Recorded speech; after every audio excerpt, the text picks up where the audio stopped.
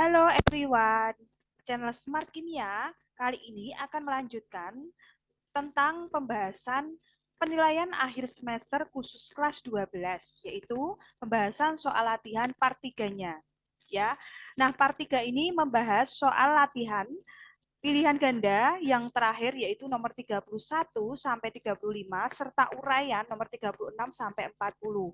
Nah, soal latihan ini sudah saya upload di Google Drive dan linknya sudah saya taruh di deskripsi box. Silakan bagi kalian yang belum punya, belum download, silakan bisa download terlebih dahulu dan juga mengerjakan ya. Setelah dikerjakan bisa melihat pembahasannya untuk nomor 1 sampai dengan nomor 15 itu ada di video part 1, linknya ada di deskripsi box. Kemudian untuk nomor 16 sampai dengan 30 ada di video part 2, linknya juga ada di deskripsi box. Serta yang terakhir adalah part 3-nya ini ya.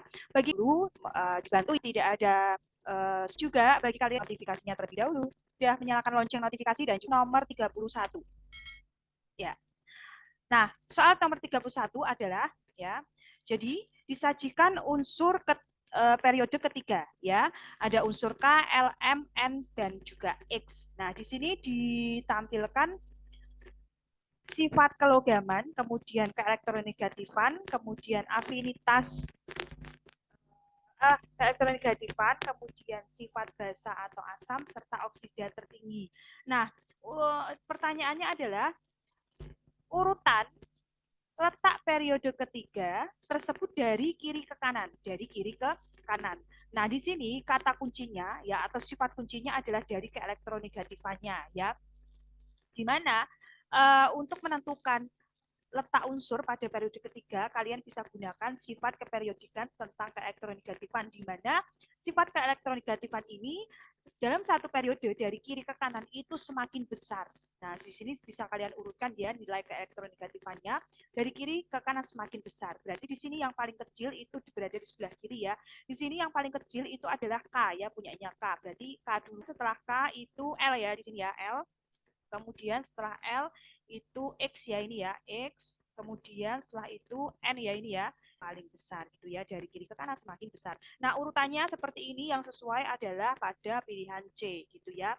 Oke, itu untuk nomor 31 jawabannya C. Saya kira cukup jelas. Langsung saja ke soal nomor 31. Nah, soal nomor 32, maaf ya, maksud saya soal nomor 32. Oke. Nah, soal nomor 32 adalah sebagai berikut. Suatu logam sangat ringan, kuat, dan anti korosi.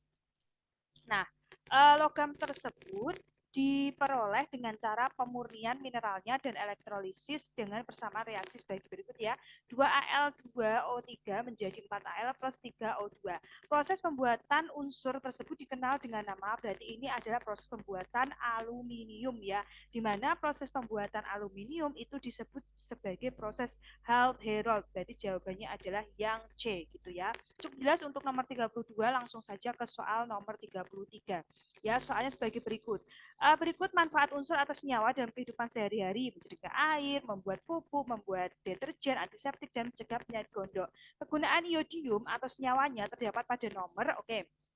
Iodium di sini bisa digunakan untuk menjernihkan air, bisa ya, menjernihkan air. Oke, kemudian kalau membuat pupuk sih nggak bisa ya. Coba kita lihat dulu yang lainnya. Kemudian membuat deterjen ini juga nggak bisa ya. Kemudian sebagai antiseptik ini juga bukan ya. Kalau mencegah penyakit gondok ini betul ya. Nah, ini betul, menjernihkan air ya, beberapa ada sih ya yang menggunakan iodium atau senyawanya sih ya. Oke, jadi yang paling mungkin itu jawabannya adalah 1 dan 5, yaitu yang option B. Ya, lanjut ke soal nomor 34 ya. 34 soalnya adalah beberapa bahan kimia yang digunakan dalam kehidupan sehari-hari. Ada kaporit, freon, garam Inggris, antasida, natrium benzoat, dan karbon. Nah, pasangan bahan kimia yang berfungsi sebagai pengisi asid dan juga bahan pengawet berturut-turut adalah, oke, nah pengisi AC di sini sudah sangat sering sekali disebutkan ya, itu adalah apa? Freon ya. Nah, freon. Berarti ini nomor 2. Kemudian bahan pengawet ini yang ini ya, natrium benzoat ya, berarti yang 5. Oke, 2 dan 5 itu jawabannya yang E. Ya, cukup mudah untuk nomor 34 dan nomor terakhir dalam pilihan ganda yaitu nomor 35 ya. Nah, senyawa kompleks nih, tentang senyawa kompleks. Zn NH3 4 kali SO4 memiliki nama. Oke, nah ini jawabannya yang apa? Oke, nah kalian harus bisa ya untuk mengerjakan ini harus bisa mengionkan terlebih dahulu ya. Di mana Zn ya kalau saya tuliskan di sini ya. Zn NH3 ya, NH3 4 kali 4 SO4. Nah, ini ya kurang. Oke, nah ini ion, ya ini dulu ya SO4. SO4 sudah sangat sering sekali kalian ya. Kemudian di sini dia Zn NH3, di sini dia 2 plus ya. Nah, ini ya, oke. Nah, di sini SO4 2 min itu kalian kenal sebagai sulfat ya. Sulfat. Oke, kemudian kalau yang Zn NH3 4 kali ini merupakan ion kompleks di mana untuk menentukan nama dari ion kompleks kalian harus tahu terlebih dahulu biloxnya ya. Di sini total biloxnya itu adalah plus 2. NH3 merupakan senyawa, berarti biloxnya 0, 0 dikali 4 itu 0, maka Zn di sini biloxnya adalah plus 2. Nah, untuk menentukan nama kalian sebutkan dulu di sini jumlah dari liganya itu 4, maka tetra ya. Tetra. Kemudian nama dari liganya yaitu NH3 itu amin ya, tetraamin. Kemudian karena dia ion positif berarti tidak perlu ditambahi at ya. Ini zinc ya, Zn itu adalah zinc. Kemudian disebutkan biloxnya yaitu 2 terus digabungkan dengan sulfat. Berarti tetraamin zinc 2 sulfat. Tetraamin zinc 2 sulfat. Nah, ini jawabannya yang C gitu ya. Oke, dan ini juga sudah pernah dibahas ya sepertinya.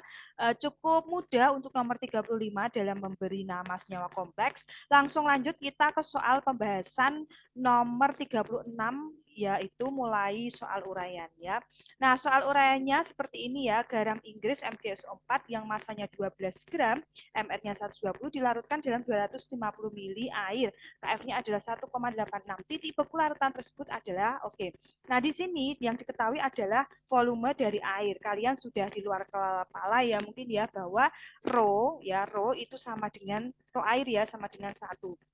Nah, ketika kita mau mencari massa pelarut, yaitu massa airnya, berarti karena rho air itu sama dengan 1, maka di sini sama saja ya, massa airnya di sini adalah 250 gram, gitu ya.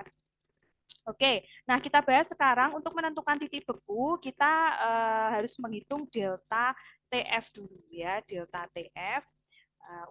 Delta TF kita telah tahu ya, yaitu M dikali KF dikali I. Kenapa pakai I? Karena dia MgSO4 itu merupakan senyawa elektrolit ya. Nah, molal ini saya ubah menjadi gram per mr ya, dikali 1000 ya per V, maaf per P ya P, kemudian dikali KF dikali I. Nah, I-nya berapa sih ini? Kalau MgSO4 ya, itu terion menjadi Mg2 plus dan SO4 2 min. Berarti di sini ionnya ada 2 ya. Nah, triknya adalah I itu sama dengan jumlah ion ya kalau dia merupakan larutan elektrolit ya. Nah, di sini elektrolit kuat gitulah ya. Nah, gramnya sudah diketahui yaitu 12 gram, maka kita tuliskan 12 dibagi MR-nya yaitu 120 ya di situ ya. 120, kemudian dikali 1000, kemudian P massa pelarutnya tadi sudah kita ubah menjadi gram yaitu 250 gitu ya, dikali KF, KF-nya 1,86 dikali 2, 1,86 dikali 2. Oke, nah ini 1000 dengan 250 ini bisa dicoret ya, dapat 4. Kemudian ini 120 sama 12 ini bisa dicoret yaitu 10. Kemudian 10 dengan 2 ini bisa dicoret ya, yaitu 5 gitu ya. Berarti tinggal 4 kali 1,86 dibagi 5. Ya, hasilnya adalah 1,488. Nah, ini adalah delta TF-nya ya, ini derajat Celcius. Kemudian kita menghitung TF ya dikurangi delta TF. Delta TF. Oke. Nah, berarti di sini 0 dikurangi 1,488 88 gitu ya. Nah, berarti hasilnya adalah min 1,488 derajat Celcius gitu ya. Nah, mungkin saja di sini besok untuk soalnya ini bisa diganti ya. Misalnya di sini ganti NaCl, berarti I-nya juga 2 ya, karena NaCl itu terion menjadi Na+ dan Cl-. Misalkan diganti dengan KCl, berarti dia kalau KCl itu akan terion menjadi K+ dan Cl-, maka I-nya juga 2 gitu ya. Oke, ini cukup jelas dan saya kira kalian bisa ya dalam smart kimia yakin ya bahwa kalian bisa untuk menghitung delta untuk menghitung TF gitu ya. Oke, langsung lanjut ke soal nomor 37 ya. Soal nomor 37 ya, diketahui dua elektroda sebagai berikut ya, ada dua. Kemudian tentukan apakah reaksi berlangsung spontan, kemudian yang kedua tuliskan notasi selnya. Oke.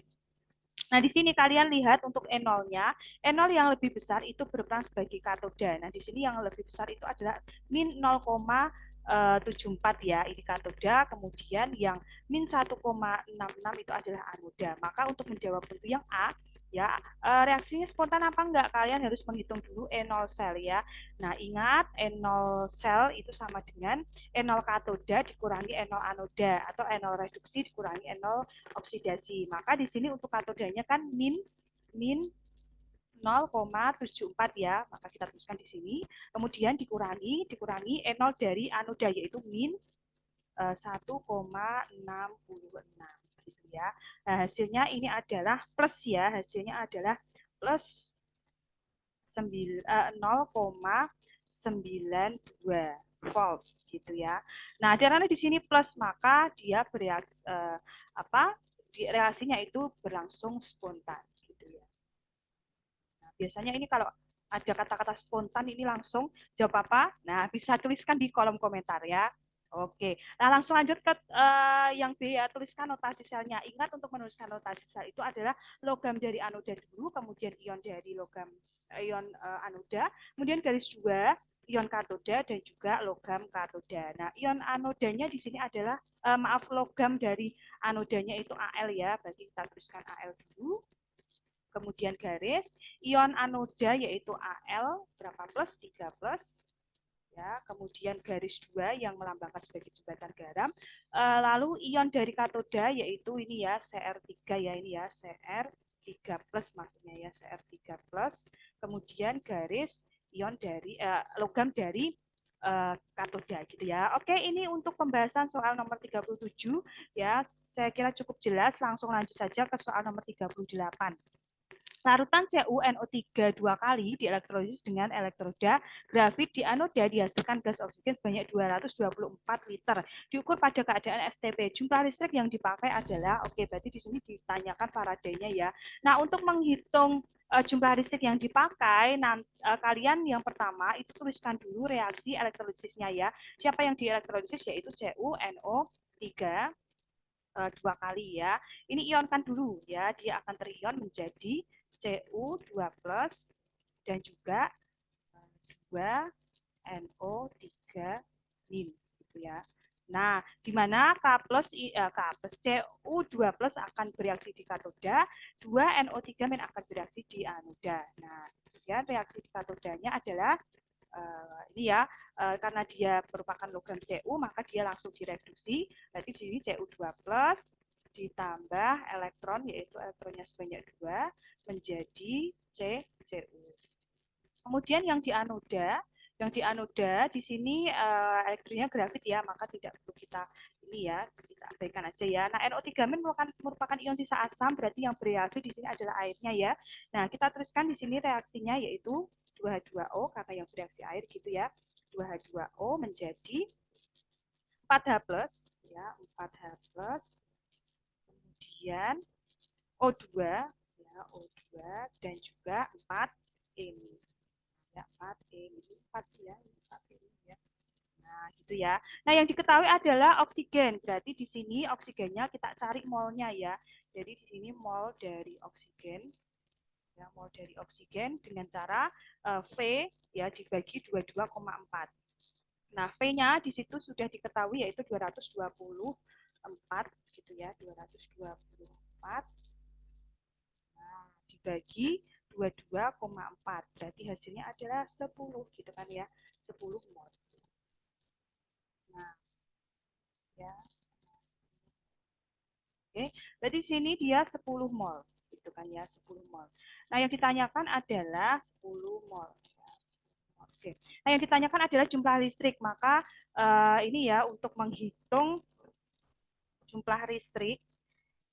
Berarti kita lihat koefisien dari elektronnya gitu ya. Nah, di sini koefisien dari elektronnya itu adalah 4. Kalau satu koefisien itu dia 10 mol, untuk 4 koefisien berarti di sini dia 40 mol kan gitu kan ya. Nah, oke. Nah, ini mol elektron ini menunjukkan listrik yang dialirkan pada proses elektrolisis tersebut ya. Jadi di sini hasilnya adalah 40 mol karena dia di sini yang ditanyakan ada jumlah listrik yang dipakai ini sebanding ya dengan 40 Faraday ya, 40 Faraday gitu ya. Berarti jawabannya adalah di sini 40 Faraday gitu ya. Jadi misalkan nih besok katakanlah volumenya diganti, kalian sudah bisa menentukan karena kalian sudah tahu caranya ya. Jadi yang pertama kalian harus tuliskan dulu reaksi elektrolisisnya, kemudian cari mol dari O2, baru cari mol dari 4 elektronnya itu sebanding dengan Faraday-nya ya, jumlah listriknya. Oke, untuk soal nomor 38 langsung lanjut ke soal nomor 39. Ya, tuliskan reaksi logam golongan 1A dan apa saja sifat unsur dari periode keempat. Oke, kita bahas dulu untuk reaksi logam dari golongan 1A. Nah, di sini sudah saya tampilkan reaksi-reaksi logam alkali ya atau golongan 1A.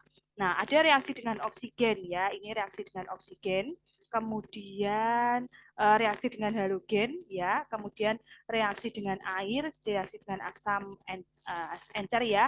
Nah, di sini nanti kalian boleh ganti logamnya dengan X gitu ya, sehingga di sini kalian tinggal biasanya sih tiga ya, tiga reaksi ya, tiga reaksi kalian sebutkan minimal tiga reaksi saja itu sudah cukup gitu ya. Misalnya ini ya boleh yang sekiranya kalian mudah ya, mudah memahaminya bisa kalian tuliskan gitu ya.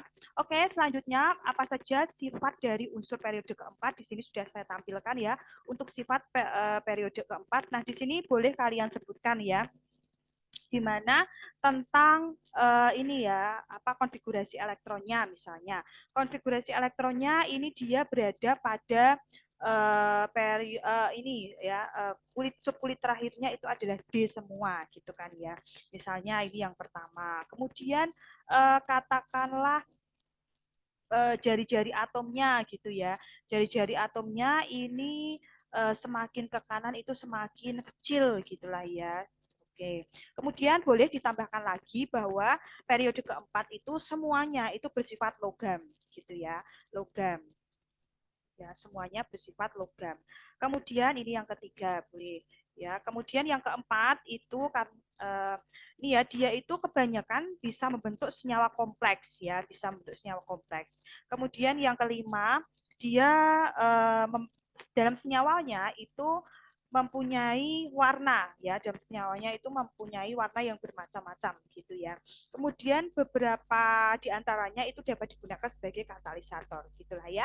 Oke, itu untuk sebenarnya ini hafalan sih ya, tapi ya nggak apa-apa kalian juga harus memahami ya tentang sifat-sifat apa saja dalam unsur periode keempat gitu ya. Oke, nggak apa-apa. Langsung lanjut ke soal nomor 40 yang penting kalian sudah paham dan sudah tahu apa ini ya jawabannya gitu ya. Nah, soal terakhir di sini diminta untuk melengkapi tabel. Nah, ini ada tabel ion kompleks ya, disediakan dua ion kompleks. Nah, kita tentukan atom pusatnya ya. Atom pusatnya di sini sangat mudah sekali yaitu Cu gitu ya. Kemudian ligan, ligannya itu berarti di sini adalah NH3 gitu ya. Kemudian bilangan koordinasinya ini ya 4. 4. Kemudian nama ionnya. Nah, nama ionnya berarti ini kita sebutkan jumlah ligannya dulu ya ini ya. Tetra. Oh ya, di sini di awal tetra, kemudian NH3 itu amin ya, tetra amin. Semoga ini bisa dibaca ya tetraamin. Kemudian untuk biloxnya itu 2 ya, berarti ini merupakan ion positif, maka tidak perlu ditambahi at. Ini cuprum gitu ya, cuprum boleh atau tembaga boleh. Ya, cuprum. Kemudian biloxnya 2. Ini ya. Oke, langsung lanjut ke soal ini ya, soal yang terakhir yaitu Fe SN6 4. Nah, ini nanti tambahin at ya. Nah, kalian tentukan dulu atom pusat yaitu Fe ya, ini ya, atom pusatnya adalah Fe. Kemudian ligannya adalah Cn ya, Cn. Kemudian bilangan koordinasinya adalah 6 ya di sini ya. Kemudian ini biloxnya ya. Coba kita lihat di sini total biloxnya total biloxnya adalah min 4. Cn itu min 1 ya, min 1 kali 6 itu adalah min 6. Min 6, jadi total biloxnya itu min 4 ya. Min 4. Kemudian bilox Fe saya ganti X ya. Berarti X di sini adalah 2 gitu ya. Oke, berarti biloxnya adalah 2. Nah, kita sebutkan dulu ion ya, untuk memberi nama kita sebutkan ion. Kemudian jumlah dari Cn 6 ya di sini ya, 6 kalau 6 itu heksa. Jadi ion heksa. Ya, nama liganya itu adalah siano ya, berarti heksa siano. Ya, kemudian atom pusatnya itu adalah ferat ya, ferat. Ferat. Kemudian biloxnya itu adalah 2. Gitu ya. Oke, cukup sekian untuk pembahasan pada kali ini. Silakan bila kalian ada saran boleh dituliskan di kolom komentar ya. Dan ingat tadi kalau ada kata-kata spontan, nah itu jawab apa bisa dituliskan di kolom komentar ya. Biasanya kalian langsung tuh ya ada kata spontan, nah langsung apa itu jawab itu. Oh ya, baik terima kasih bagi yang sudah menonton video ini sampai akhir. Jika video ini bermanfaat, minta tolong ya untuk kalian tekan like dan juga share ke teman-teman kalian gitu ya. Sampai bertemu di video saya selanjutnya. Terima kasih dari channel Smart Kimia. Sampai bertemu. Bye bye.